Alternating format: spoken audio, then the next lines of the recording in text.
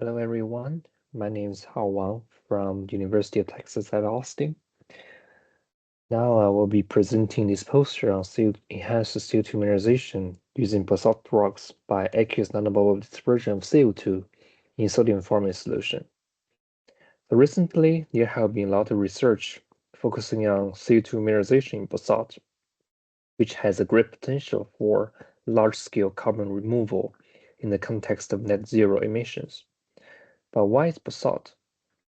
That is because basalt rocks are abundant in reactive calcium and magnesium-rich minerals such as pyroxene and olivine, which can react rapidly with CO2 for CO2 mineralization.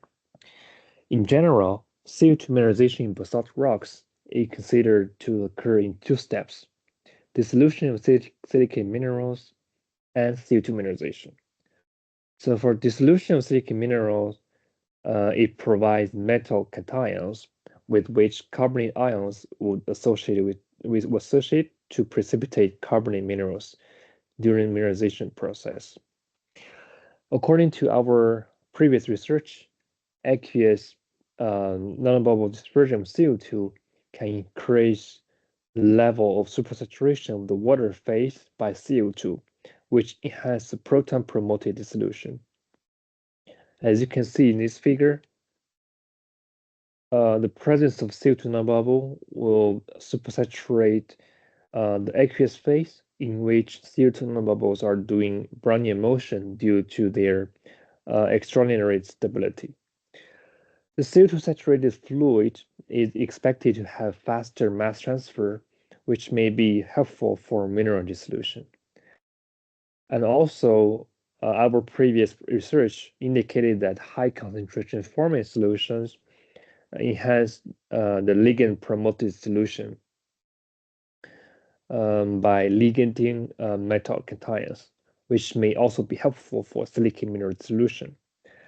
As a result, our goal is to investigate effective combination of CO2 nanobubble and formate solutions on mineral dissolution precipitation. First, we will measure CO2 content of aqueous nanobubble dispersions at high temperature and high pressures. Then we'll investigate the effective formate as the ligand on silicate mineral dissolution.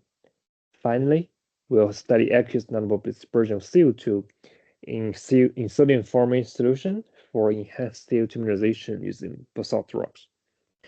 Okay, so for methodology, we characterize our basalt rocks using XRD, and the results show that the composition is mainly 38% anorthite, 23% albite, 27.8% astatite, and 11.1% diopside.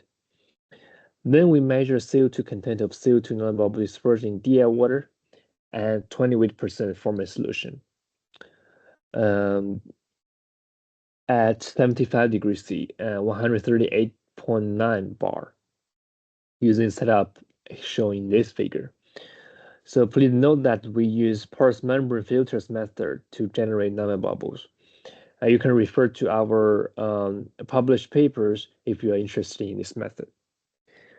Then we conducted static mineral dissolution experiment using DI water and formate solutions from 5 weight% to 10 weight%, 20 weight%, and 30 weight%.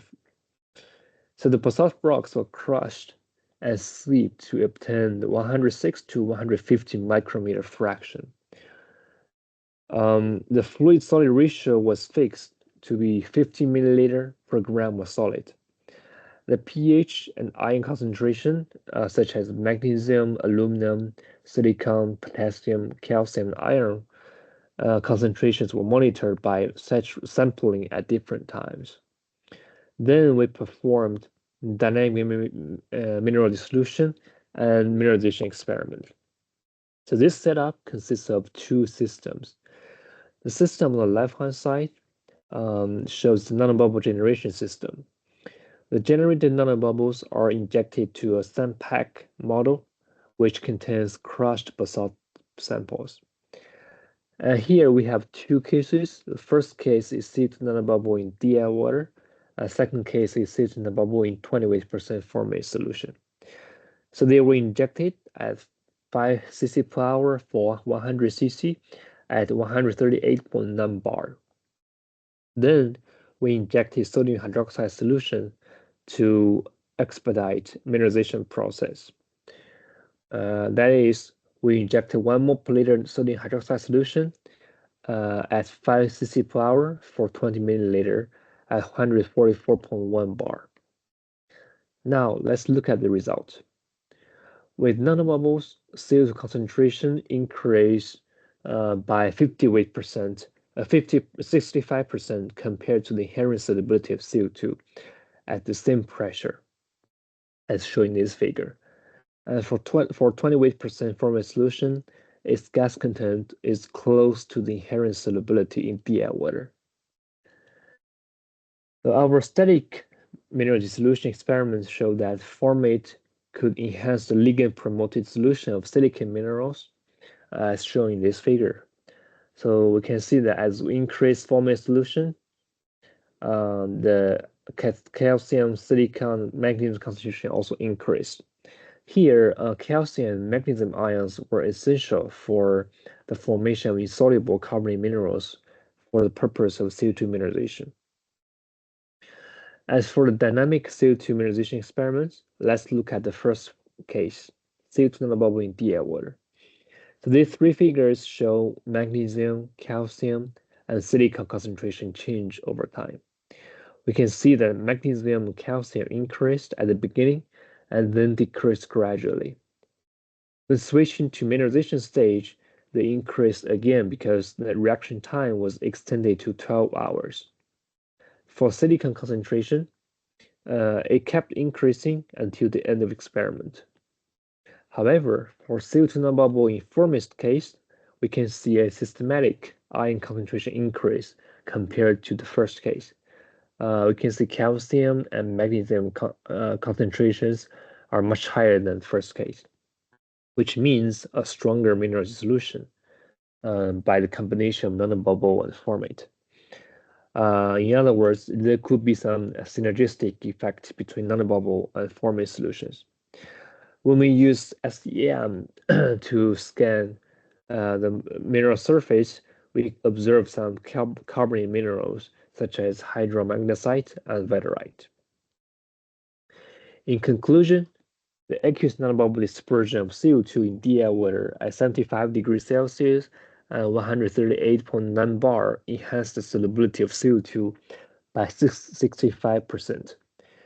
Enhanced level of mineral dissolution for sodium formate solutions by the ligand promoting mechanism was validated.